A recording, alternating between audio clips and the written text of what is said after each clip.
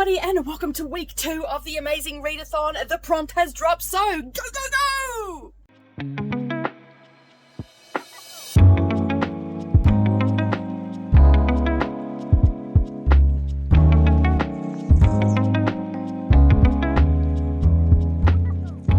Everybody, and welcome back to the channel. My name's Nicole, and today, as I said in the intro, we are here for another amazing readathon vlog, right? I've got a video, you can see me, it's a vlog. Anyway, we are here for prompt 3. I already listened track, prompt 3, and it is off to Berlin. So we're going off to Berlin, and we have to, I've watched the video already, and I've already forgotten what the prompt is. We're off to a good start, aren't we, for week 2? All right, so basically we have to read a book that, after that debacle of not remembering what the prompt is, the book that I need to find is something with the title that must have movement in it. So go, come, drowning, all that sort of stuff, okay? So the book that I have picked is To Bleed a Crystal Bloom. Luckily for me, this is also a book club book as well. So it is a required reading, and I love it when I can fit a required reading in. All right, so I'm going to head off and read that. I actually have Patreon sprints this morning, so I'm going to head off and read that on there and hopefully get it finished, and then I can get into sightseeing. So you might be wondering what sightseeing books I've picked up for this one, because remember in the last video I said when a prompt drops I try to find at least 2, depending on the size of them, 2 sightseeing books. So one is Cold-Blooded Brew, which is a 4th book in a series, which I was supposed to read back in April and did not do. So I'm going to read that one. It only goes for like 3 hours or something. It's just a little cozy mystery. It's a series that I'm doing on my Dusty's Discord. And the other one is King Nick's, which is a NetGalley arc, and it is sprouted as a mystery, so I don't really know much about it because this one is was supposed to be reviewed back at the beginning of the year, and I'm behind with it, so ain't we all, right? So anyway, I'm going to listen to that. It's an audio arc, so I'm going to give that a listen. So they're the 2 books. I have both of these on audio, so it's not going to take me long to get through these. So they're the 2 that I'm definitely going to be reading. They're going to net me 500 points each, so that's good. And Crystal Bloom has 488 pages. So I'm heading off to Berlin. I'm going to be doing a fair bit of reading. I'll check in once I have started finishing the books and whatnot. I won't be talking too much about Crystal Bloom, just how I general feels of it and all that sort of stuff, because I do have a live show for my Patreons, and a lot of my Patreons see this video before everybody else, and I don't want to spoil the book for them. So there's that.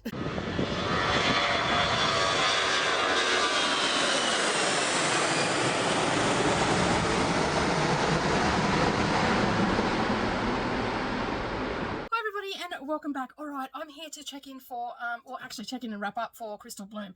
I am just getting some stuff sorted and whatnot. It's later on in the day, and yeah. So we've been on sprints. We started reading it, and I just kept going. I was umming and ahhing whether I was going to end up using it for the Berlin leg, because we've got a live show for it at the end of the month on our Patreon. So I was like, oh, do I wait and maybe just, enjoy it throughout the month, maybe make it my weekend read and stuff like that for the next couple of weeks, and then finish it up closer to the live stream. However, that thought came and went because I've now finished the book. I am not going to discuss what it is about. I'm just going to give you my general feels about it. I really enjoyed the book. I love the book, actually.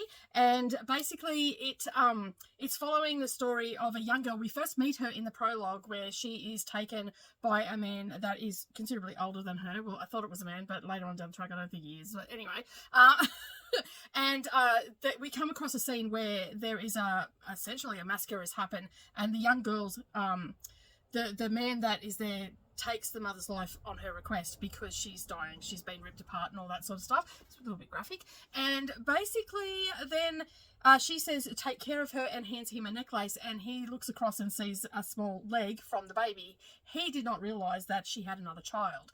And so then he come across this girl, and she was just holding her ears and all that sort of stuff, and then he grabbed her and took her back to the castle. Now, I will tell you that this is supposedly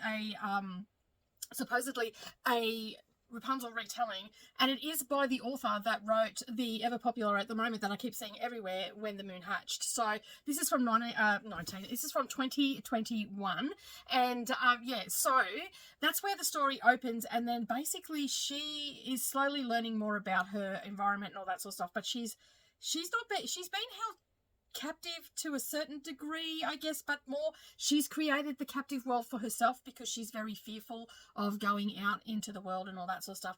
And so it jumps from the prologue to 19 years later.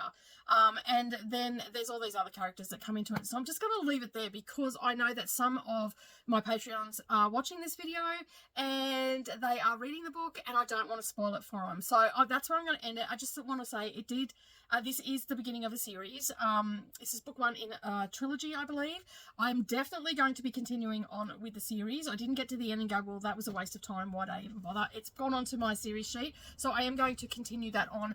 I don't know when those books are going to be when we're going to read them or anything like that, but whether we do them as part of Patreon or whether I just move on with it or not. So we'll have to leave it there. So you're probably wondering what I have given the rating for the Berlin prompt. I have given this one, the more I think about it, because I've sat on it for a little bit, the more I think about it, I think it's a solid 4.5. Solid 4. It's a 4. It's not a 4.5. It's not bordering up to a 5, but it's a solid 4. And a solid 4 is a good book in my mind. I had a great time reading it. I love the vibe of it. I love the writing style. I'm not overly bogged down with the having to remember like what the places are or anything like that because there's a glossary in the front. I'm probably a little bit confused of what sort of creature, but I don't.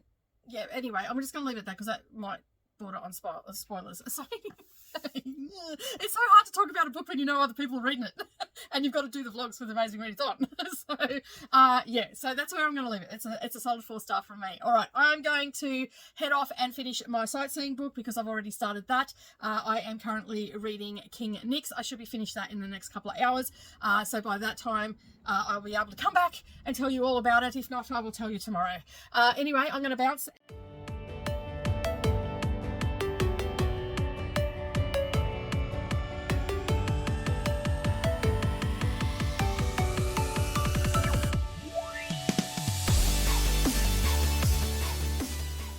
Good morning, everybody. Yes, it's cold again in King Roy. Okay, it is Sunday morning, and I'm here to talk about the two sightseeing ones that I have finished. I just finished the second one probably about 10 minutes ago. It didn't have much to go.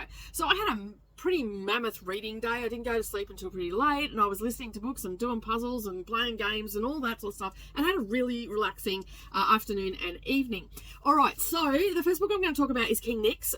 This was prompt 48 on the sightseeing sheet, and this one was a book with a person's name in it, and I scored 500 points for the team for this one. And so I have logged these books now, which is good because I don't want to forget to do that. All right, so it's a NetGalley arc that I got ages ago. This came out at the beginning of the year. I completely forgot that I had it, which is probably not a good thing. But it's an audio arc as well, so it was pretty easy to read. It comes in at 320 pages, and this one is historical fiction with a gothic vibe. It's also literary, and it is also a mystery as well thrown in. So we've got some tags on this particular book. Now, I was a little bit confused for the first part of this book. I wasn't entirely sure what was going on. And when I say for the first part of the book, that's probably, maybe the first 5 or 6 chapters or whatever. I wasn't entirely sure what was going on in the book, but we're set in 1918. It's in a month, so November. Now, I could have used this for an isolated setting as well because we're on an island in a castle and they're isolated. So they've gone there for whatever reasons, and it's quite isolating. But there is another couple that are staying there. So I've just got them up here. Claude Arkell is an eccentric, I think that's how you, Arkell maybe. He's an eccentric millionaire, and he's asked these people to come there. And basically we've got an, what do you call them? Anomalist. So someone who looks into anomalies of the world. And this particular one, he is looking at things falling out of the sky. So for instance, where they worded it how, in Paris, frogs fell out of the sky or whatever, or in the desert there were a heap of fish but there's no water around. How do these things happen and all that sort of stuff? So that's what he does. And his wife has gone with him as well. And then there's another gentleman there, I think his name was Frank.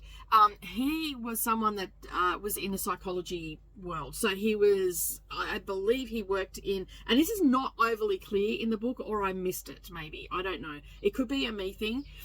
Sometimes that happens with me. I'll miss little things and I'll feel slightly confused. But he treats his wife terribly. He also has something to do with like hypnotizing people and stuff like that to help them remember things and or to help them get over stuff. So that's sort of what he does. But I'm not entirely sure where he's worked before or anything like that. I honestly don't think that was in the book because I'm not recalling that information. And those tiny details I tend to sometimes remember, not all the time, but sometimes remember them. And this was also like supposed to be horror as well. I didn't find it horrific. Now, I guess for people that have a fear of dolls, maybe this might be a little bit scary for you. But, the mystery is there's missing girls. This book, okay, I have only given 3.5 stars. As I said, it's a literary fiction and it felt like it was all over the place. Once I got to the end of the book, which I don't want to give you spoilers or anything, in case you want to pick this up, I settled into the story and all that sort of stuff. So we basically have, and I've just got to bring her name up because I keep forgetting her name. Okay, so as I said, all those things, and it sounds very confusing. Okay, so they're on an island, but they've actually been quarantined. When they get there, they get quarantined because this is in 1918, and it's the beginning of the Spanish flu, essentially. It's just the Great War and all that sort of stuff. They've been taken there. And Anna is with her husband, Charles. His name is Charles, and he's the one that's studying, like, writing a book about all these phenomenal, like, anomalies, that happen in the world. And subsequently, they're put to this little outpost on the island, and she thinks that she sees her friend Mary. Now, Mary went missing many, many years ago, a young girl she sees, and then subsequently she finds out that these 3 girls are missing that were on the island. They were there to, like, they were girls that didn't have anywhere to go or anything like that, and they were supposed to getting looked after and all that sort of stuff. Now they've gone missing, and there's been mysterious deaths on the island. Like, there's all these mysteries happening. Like, I don't think you could have fit any more mysteries into one book, to be honest. Now, as I said, I've only given this 3.5 stars, and that is surely because it was all over the place. Like, it was consistent, but it felt all over the place. And to be honest, I think the book was most supposed to make you feel that way. And sometimes I read these literary fictions and I'm like, hey. And I had a few moments with this one because we had so many things going on. People were turning up dead. They weren't allowed to talk about this. They weren't allowed to talk about that. And then there was all this other stuff, like she was remembering things because she hooked up with her friend, I think her name was Stella, hooked up with her to become allies to find out what was going on. And it was just, I just felt like it was all over the place. And then I'm like, who is this King Nix that they keep talking, like, that they haven't talked about for the first half of the book? And then all of a sudden, King Nix is in it. And he was, this was a crow that apparently wound up and its wings flapped, and she called it King Nix when she was with Mary many years ago. Now, Anna was a maid for Mary's family, and so, like, I thought that they were best friends right up until that line was dropped in, and it was just like, what the hell is going on? But then I'm like, you know what, I'm just going to keep reading this and see if it all comes together in the end. And it did. It all came together at the end. Like, you know, like, have you ever read one of those books where you're just like, huh? What's going on? And then it all just comes together. And that's exactly what happened with this book. So, yeah, I ended up, I was confused for most of it. And I kept, like, hitting the 30-second, you know how you do the 30-second back on a book? I was doing that, and I'm like, did I miss it? No, I didn't miss anything. Keep going, just keep going. So I read it all. And I logged it, so that's all that matters, is that I got the 500 points for it. And so we're just going to move on from that. I did just bring up the story graph thing for it. So for the little AI blurb that it has there, this is by Christian Bacchus as well. It's a captivating read for fans of atmospheric, captivating fiction who delight in historical mysteries, feminist themes, and gothic horror, and are drawn to complex and imaginative storytelling that weaves together elements of the past and the unknown. That pretty much sums it up. So you're in for a bit of a ride if you do pick this up. Okay. So, yeah, and as I said, I gave it 3.5 stars. So anyway, I didn't think I had a lot to say about this book, but evidently I did. The next book is Cold-Blooded Brew. Now, this is a series that I'm reading with Dusty Book Sniffers Reading Nook Group Read. This is one that we picked at the beginning of the year, and we just read a book a month. There's a couple of people that are doing it, not much commentary on it, and I have kept putting it off. And so I had read the first 3, and then I missed out on April and May. I didn't read it in May because it wasn't on my KU list. So I'm a little bit behind. And when I seen this prompt, a 4th book in a series, I'm like, yes, 500 points. I have a book that I need to read. So this is called Cold Blooded Brew by Tanya Capaz, and it's a cozy mystery. I have them on, they are on KU, and they also are on Everand as audiobooks. The quality of the audiobook on Everand is not great. It sounded like she was just recording it in a room like this, not a soundproofed room, and that you could hear occasionally, you could hear her moving. It was very slight, but it was probably because it was right in my ear that I could hear it. So I think if you were listening to it just on your computer or just in the car or whatever, you probably wouldn't hear it. But because it was in my ear, I could. So this one this is just a cozy mystery. It was actually a really good palette cleanser, considering the other one was so confusing. It was good to know where I was heading in this book. I had direction. Because I was so confused from King Nick's, and this one was just like, I had direction. I know where this is going. Someone dies, there's gossip, we solve it. Nice and simple, right? So, so this one is number 4 in the Killer Coffee series.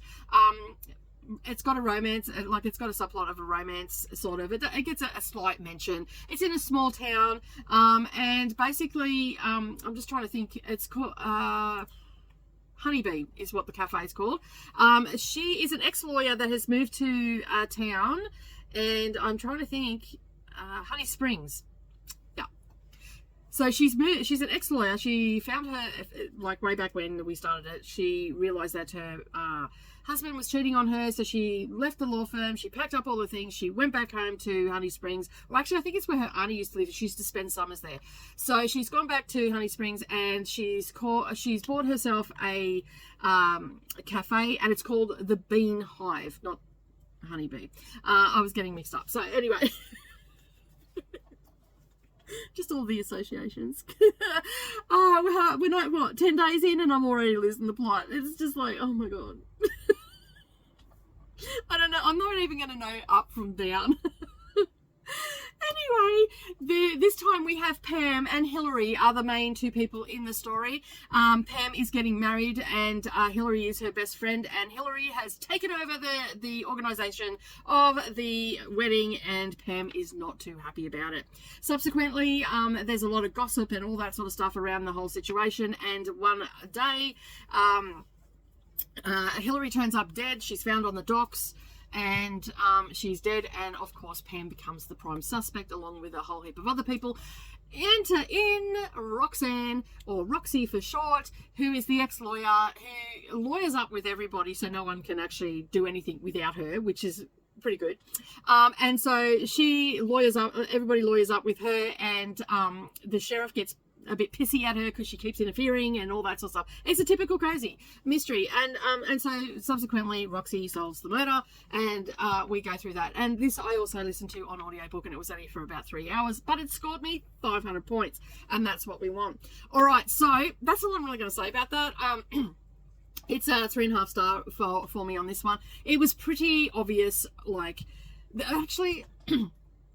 It was pretty obvious who I thought I pretty much picked who it was going to be, but if you weren't actually looking for it, you probably wouldn't have noticed it, because it was just a subtle thing of how the person reacted, and there was a little bit of a thing where they heard a phone call from Hillary late on a particular night, and a few people had mentioned that they heard someone hiccuping, so it was quite a funny little twist that came in at the end. So yeah. This was published in 2018, so it's a pretty old one, and I believe this is still an ongoing series. So we're at 14 at the moment, and but we're slowly working through one a month. But yeah, 3.5 star rating from me. I had a fun time reading it. It's a good palette cleanser, and now all I need to do is wait for the next prompt. But I'm probably going to start another sightseeing book because I just put them down when the prompt drops, and I'm thinking that I'm going to start the Lost Italian Dresses. That is, where is it? I just said it before. It's a historical fiction. I feel like I'm feeling a bit of historical fiction. So it's a book that takes place in a different country. So I'm thinking that I might pick that up. It's another audio arc, and it is by M.A. McLaughlin.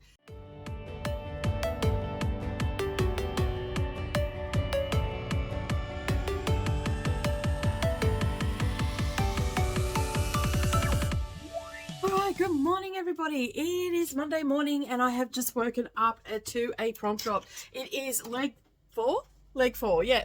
And we're off to Paris. It's Monday morning and it's absolutely freezing here today, as you can tell by my attire. So yeah, I've just got up and I had a bit of a look. So Leg 4 is traveling to Paris and we have to read a book that has won an award.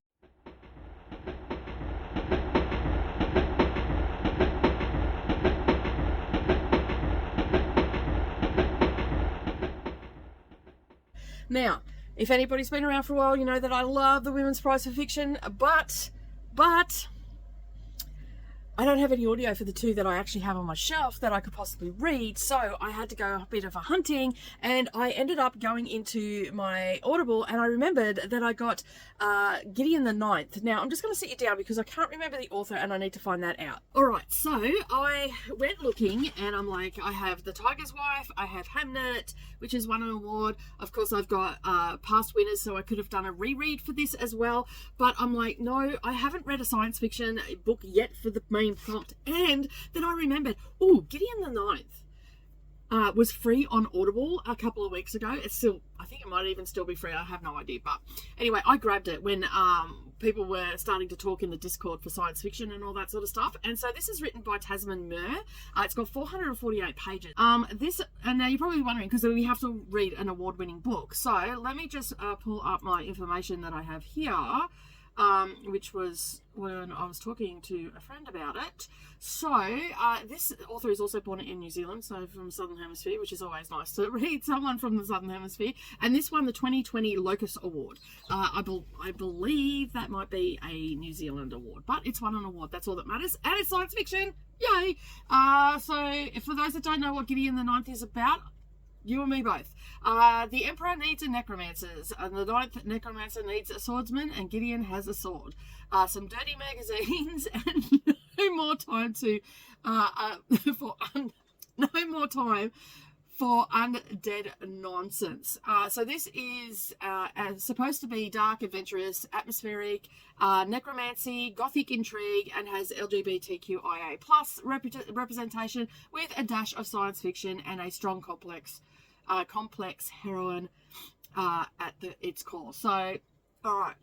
Sounds like it's going to tick all the boxes for me today. So that's what I'm going to listen to today, apart from Green Rider, which is a buddy read on Sprint. So, as I said, it's just gone 6 o'clock, 6:30. What is the time? It's 6:30 now. And it's absolutely freezing here. It's 1 degree. So, in my house, it's probably minus 10.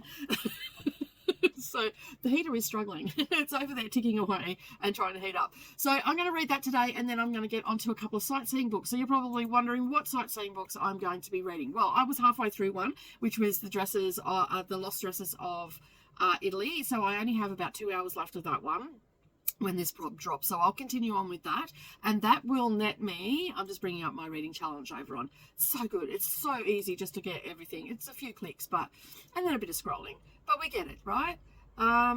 So, and I must admit, my voice sounds pretty good considering I've just woken up. So yeah, I will get 300 points for that.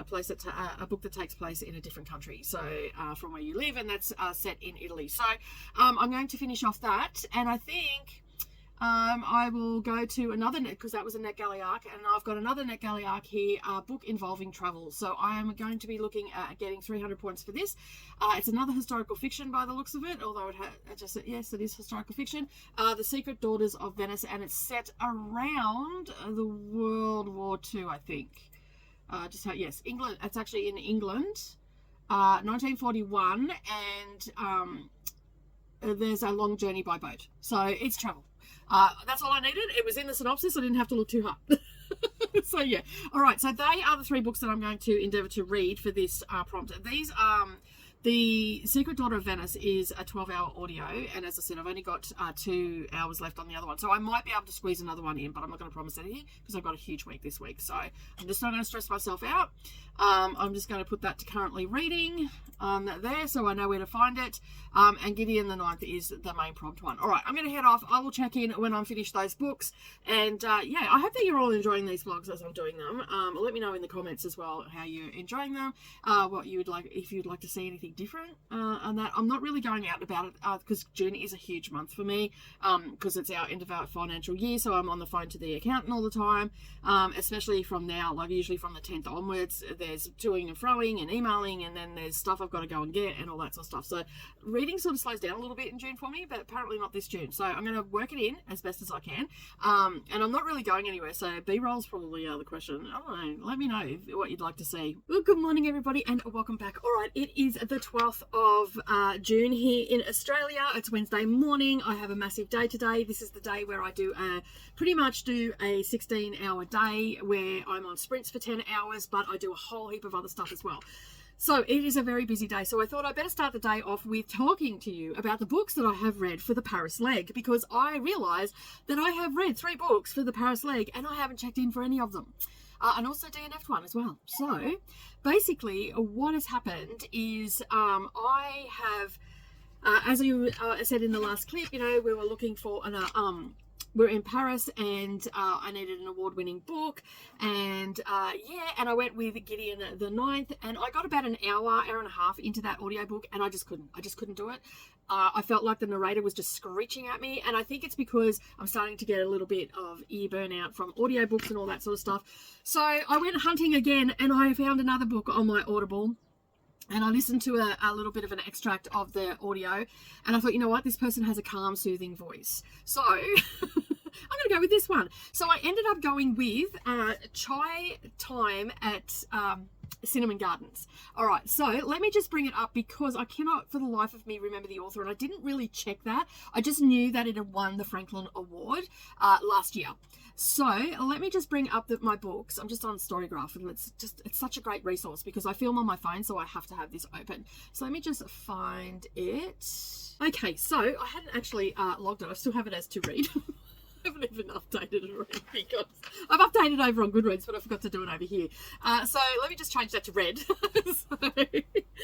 So this one is, as I said, it won the Miles Franklin Award here in Australia last year. So this is an Australian author. It is Shankari Kadran, I think is how you pronounce their name, and it's called Chai Time at Cinnamon Gardens. So this is a story, and actually this year I've actually read 2 stories, both award-winning stories. One was Brotherless Night, and now this one where it's talking about the Tamil Tigers and the civil war in Sri Lanka.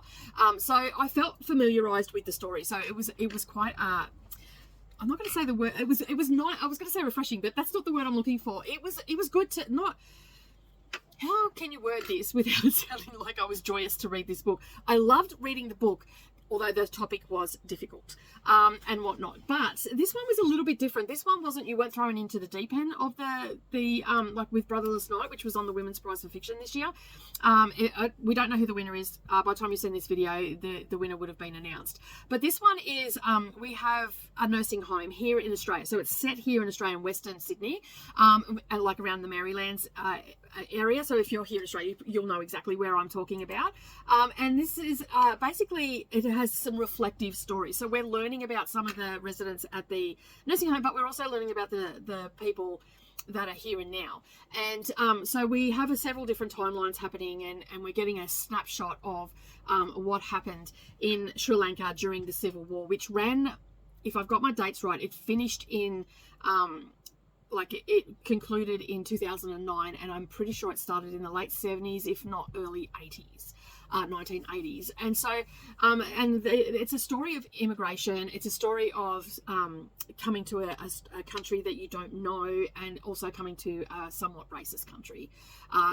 Let's rephrase that, not somewhat, a racist country, where people are treated differently, victimized, all the things that come with racism and stuff like that.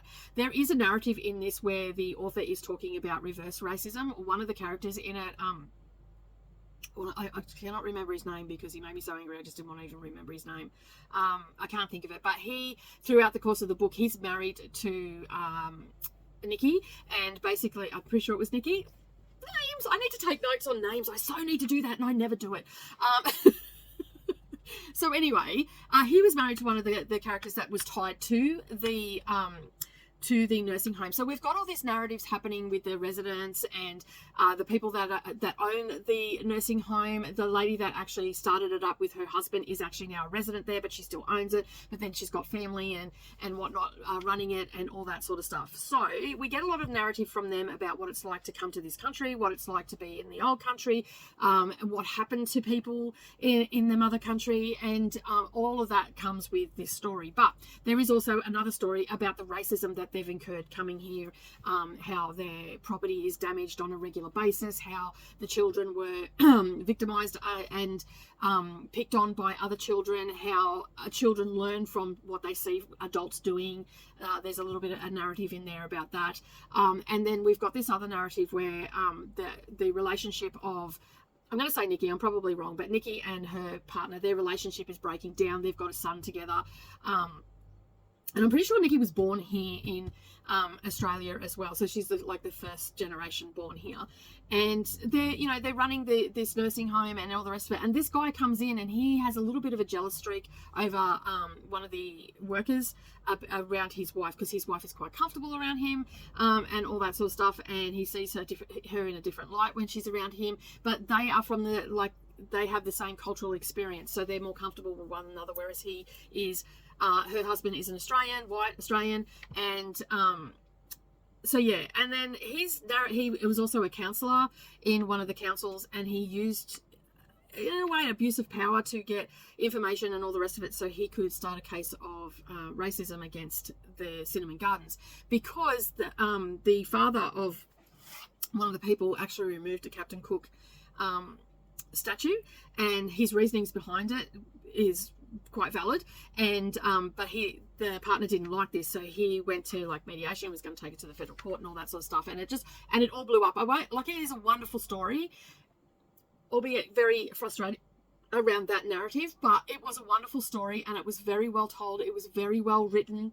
The narrator of this audio book, which I don't have that up in front of me right now, has such a soothing voice, and I think I just needed that, and it really pulled me into the story. I really loved the story, and there were some narratives where we've got someone that is missing and all that sort of stuff, so we're working out what happened to them, and just how the Sri Lankan government and soldiers and everything like that wanted to suppress the Tamils, their culture, and suppress that, who was there first and all this sort of stuff. So it's all about land ownership and who was who in the zoo and all that sort of stuff. So it just made it such a lovely story, and I'm so disappointed that I got this for free off Audible when the editor's pick. So I'm so disappointed I hadn't read this sooner, but I'm so glad that I have right now.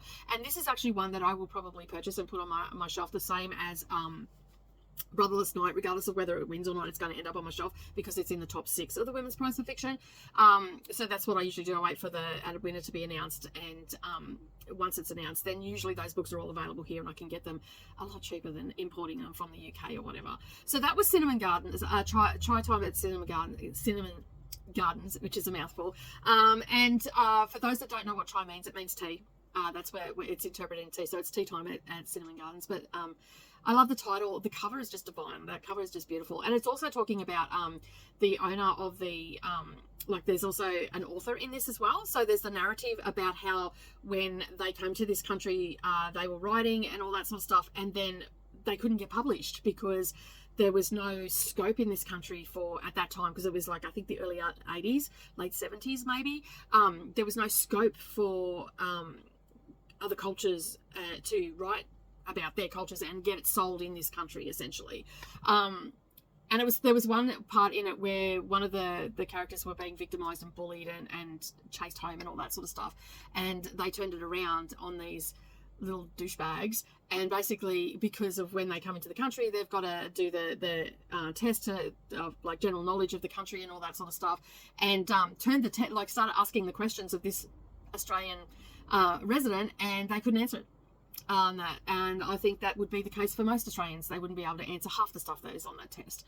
And so yeah, it was just a really, really well done. It wasn't sometimes I feel like we can read some of these compelling books and it gets a little bit bogged down in the trauma. While this had trauma in it that people were talking about the trauma that they experienced, they still had that ray of hope coming through, and that came through in the writing. It was absolutely beautiful. Like, even though I didn't sit down and physically read this, I could tell by the narration that it was beautiful writing. I don't know anything about this author. I'm really disappointed in myself that I didn't look closer at this last year.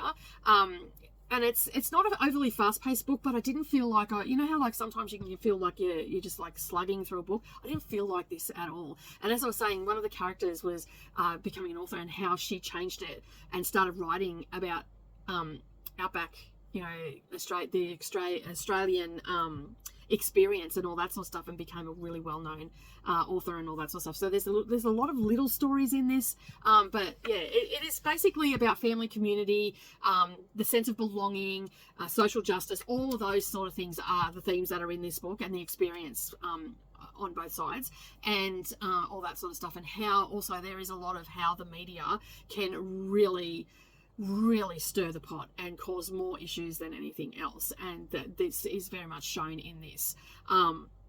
I absolutely loved it, and I'm looking forward to reading more from this author. In fact, after I've finished doing all my vlogging today, I'm definitely going to be going and checking out and seeing what else. I'm pretty sure this was a debut novel though. It comes in at 384 pages. It was about 11 hours on audio. It wasn't like, I did speed it up a little bit because the narrator was just lovely to listen to.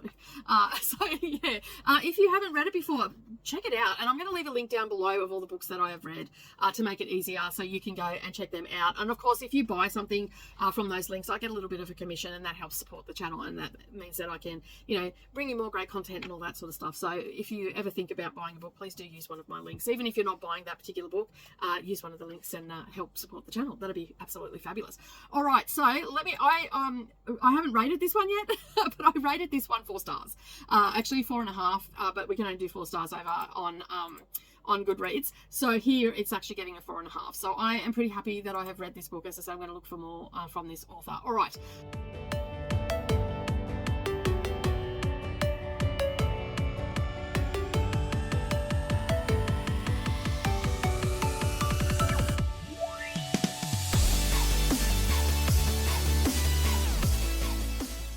Let's move on, because as I said, I have read 3 books and I haven't given you anything of what I've done. So that was For the Prompt, an award-winning book, and the next 2 books that I'm going to talk about are Green Rider, which I'm not going to give you much details, and also The Lost Dresses of Italy. So I'm going to start with Green Rider. Green Rider is a group read, and I have been reading, majority of this I read in July. I wanted to say July. Why did I want to say July? We're in June, Nicole. We're in June. Oh my God. So Green Rider was finished up this week as well, and I used it for an animal on the cover for sightseeing.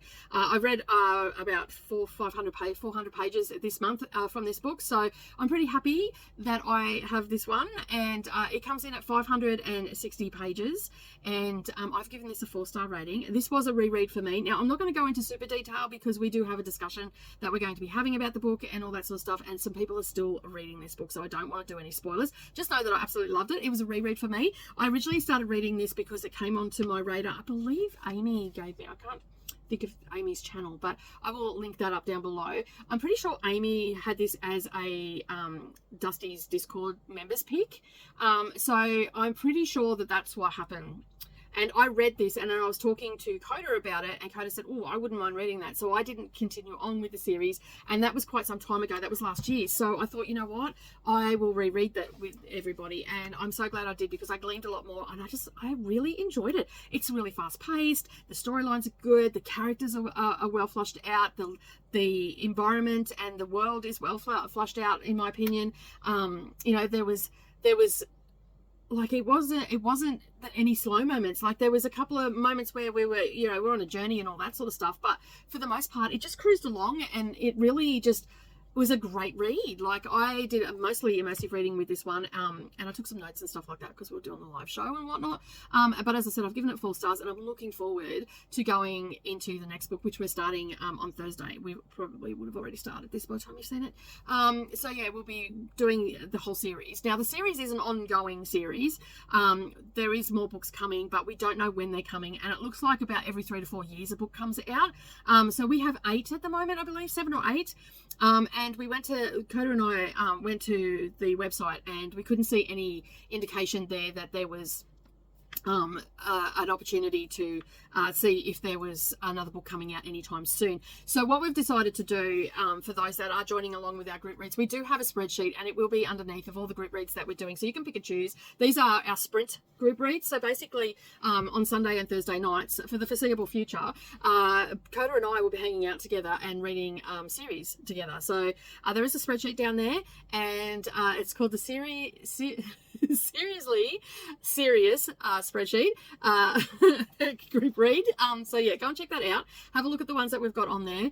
Yeah, you can join us at any time. And now if you get behind, that's okay, because we are doing discussions over in Discord. So you can drop in there. We drop in spoilers and all that sort of stuff over there. So you can go in and have a look after you finish the book and see what everybody was saying. You can drop yours in at any given time. Yeah, so basically that, and I'm thinking that I'll probably start making some threads in that, especially when we've got like 8 books and whatnot. So I'm still pretty new to Discord, so I'll have to work that out. But anyway, that's all I'm really going to say about that. It's a fantastic book. It is a middle grade YA fantasy book, and it is absolutely wonderful. I think you will thoroughly enjoy it. And I just like to say thank you to Amy for putting this onto my radar, and me subsequently putting it onto Coda's radar, because everybody's having a fabulous time.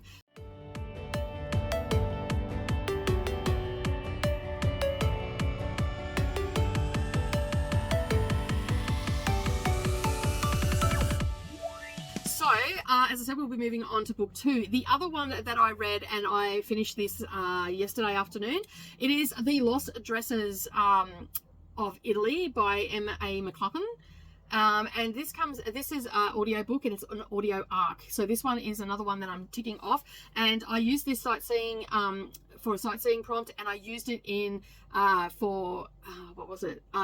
Taking place in a country that you don't live in. So this takes place in England and also Italy, and it is basically following what is her name? Let me just find it. It is in 1947, and it's just after the Second World War in Verona, and basically 3 pristine dresses are found from the Victorian era, which I think it was 1865, and there is letters in 1864, sorry, and there are letters and everything explaining who the person was that owned the dresses and all that sort of stuff. So we have all that sort of thing. This was a historical fiction. It didn't really, it was okay. It was nothing to, let me rephrase that.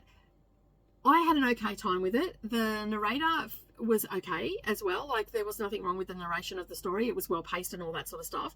But I don't know. I just didn't really gel with the characters as much as I thought I would. There was a couple of characters in here that I just thought I really don't care about them, but it was necessary for the timeline. And I think that's it. We're probably going to see a little bit more of I don't care as the month goes on. So I've sort of taken a step back. I've only read 3 for this leg, and I think that is fine. 1 a day is fine. But what I've stopped doing is writing down my notes when I'm listening to arcs and stuff like that. And I've not done that with this one, and I really need to do it. So I'm making a point, if I read an arc, I need to take notes. I've actually have my notebook here. This is my NetGalley Diaries notebook. And so basically, obviously, because it's green, right? I'm a weirdo, I know. And so, yeah. But Christina Rossetti is the owner of the dresses, and she's telling her family story. So we get her narrative, and it's told through the letters that they are finding in 1947 that are sewn into the dresses. And basically, Mariana is brought to her friend. Marianne is a textile historian, so her friend has reached out to her and asked her to come to Verona to date the dresses, to find out more about the dresses, to help put them on display, because they are doing a big exhibition at a museum. And so basically these dresses have been hidden away for close on a century, so in 1864, as I said, and they're really curious to find out more about them. And the dresses ended up in Verona because Christina was from England. She was born in England, but her father was from Verona, and he worked with the resistance during that time and fled the country because of things that broke down and all the rest of it. He fled the country. Subsequently, he was with someone. They took their own life, and he then went on to England and started a new life there, and hence Christina and a few other siblings were born. And so it's basically telling his story.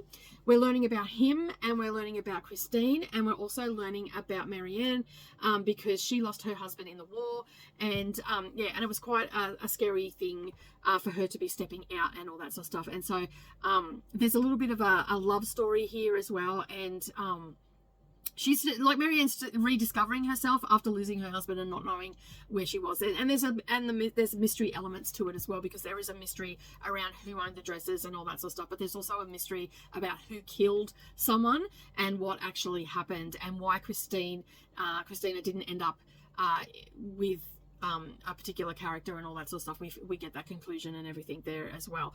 And yeah, she ends up returning, like Christina ends up returning to England and all that sort of stuff after being there, but she leaves these dresses behind. And yeah, there's just this whole mystery, like there's these little mystery elements all the way through it. I did enjoy it, like I enjoyed the story, but it's just a run-of-the-mill story. It's a book that you might want to pick up on a winter's afternoon and you'll enjoy it. It's not a 5-star read. It's nothing exceptional. It's just a historical fiction that was a lovely story. And the whole thing around the dresses and everything really intrigued me as well, being in like a crafting and sewing and all that sort of stuff. And I love Victorian dresses. Like, I don't know, I think that some of them are absolutely beautiful, especially the ones with the big hoops and all that sort of stuff that they had underneath them. I just love those dresses. And there's a lot of that sort of talk through this, so it was it sort of ticked some boxes for me, and that's why I requested it. And I'm glad that I've read it. I'm just looking at the little blurb here. It says it's it'll resonate with readers who adore historical fiction, atmospheric settings, and stories of love, family secrets, and self-discovery, particularly those that appreciate the works of authors like Brenda Janowitz and Adriana Trigini. I have never read any of those authors, so that didn't mean anything to me. But the other things, self-discovery, especially after post-war, like there was so many women that were widowed, and so many families lost sons and fathers and brothers and uncles, and so I always like to see stories where they come to terms with that, and this was definitely one of those stories. So I've given this a 3.5 stars. Because it wasn't a 3-star book, it was definitely a little bit better than that. So it's another NetGalley one off, and I also have had a NetGalley Diaries one drop for the books that I read in May and also finished this month, and so you can go and check that out. Of course, NetGalley Diaries will be back next month, because I'm not going to worry about doing it this month, because essentially most of these vlogs are going to have NetGalley books in them, so technically they're NetGalley Diaries. I have a list of stuff. I've actually I've got 1, 2, 3, 4, 5, 6, 7, 8 reviews to write up and all that sort of stuff. So now, that is the third sightseeing book. I have not started another book. I just need to give myself a rest, and so I started watching TV last night. And so that I set my TV up in my bedroom, which has not been set up for many years, because I normally don't like watching TV, but in winter it's so cold in my house, I just rather go and curl up in bed, and if I'm not reading, I want to do something. So I ended up watching Chicago Med. I know it's old, but anyway, I started watching that, and I'm thoroughly enjoying it. So I watched 7 episodes last night and didn't go to sleep till 2 o'clock in the morning. But anyway, that's a story for another day.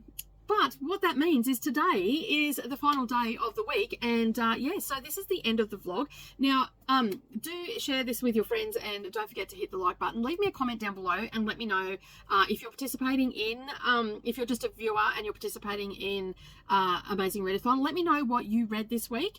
If you're a booktuber, don't forget to let me know if you've put a vlog out, because like I woke up this morning and I swear, like, everybody that I'm subscribed to dropped a video. And there is a lot of videos to go through, and I do not have time to do that today. So do drop in whether you've dropped the vlog or not, so I can go and check it out and whatnot. Don't forget to like the video. And of course, if you've just come across this channel, don't forget to subscribe and also introduce yourself, where you're watching from. I always like to know where people are watching from, and do all the things that you need to do. That is it for me. I will be back next week for week 3. And of course, there will be the Face Off weekend vlogs as well. So I'm going to vlog all the books that I read and all the things that go on with Face Off weekend. It's going to be an epic weekend. I'm so looking forward to it. And this is probably you'll be watching this video as we're in the midst of Face Off weekend. There'll be tons of sprints and all the things. I'll be doing a lot of sewing and whatnot while listening to books and some gardening and stuff like that. So hopefully we'll have some B-roll next week. of things that I'm doing.